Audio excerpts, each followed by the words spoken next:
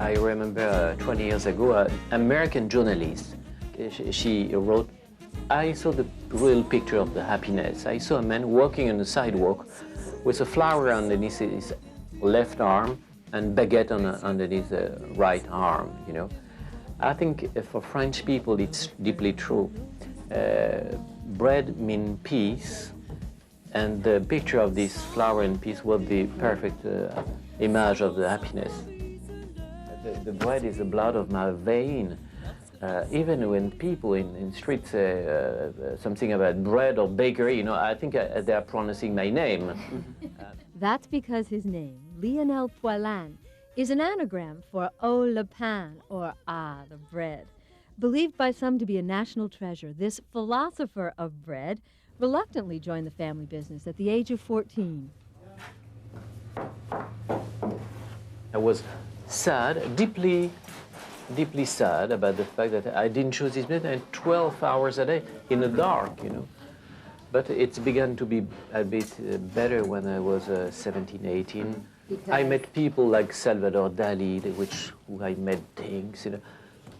I found the key a bit later. I found the key because I understood that I can put the world in my needle. This is a bakery. This is a basement. The basement is coming from the 12th century. It's very old. Preferring the old-fashioned method, Poilâne uses wood-burning ovens in both his Paris shop and his suburban factory. The bakeries provide nearly 3% of all bread sold in Paris, and if you ask for it by name in a restaurant, you'll pay extra. With this old system, my baker has to put his hands in the water, and he is physically implicated in his choice. Mm-hmm. It changed everything.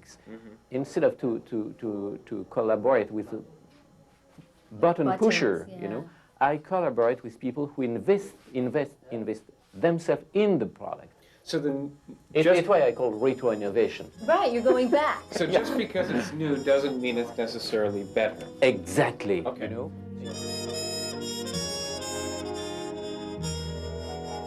This is a souvenir of my father, because during the last World War, people here were very starved, believe me. They were starving.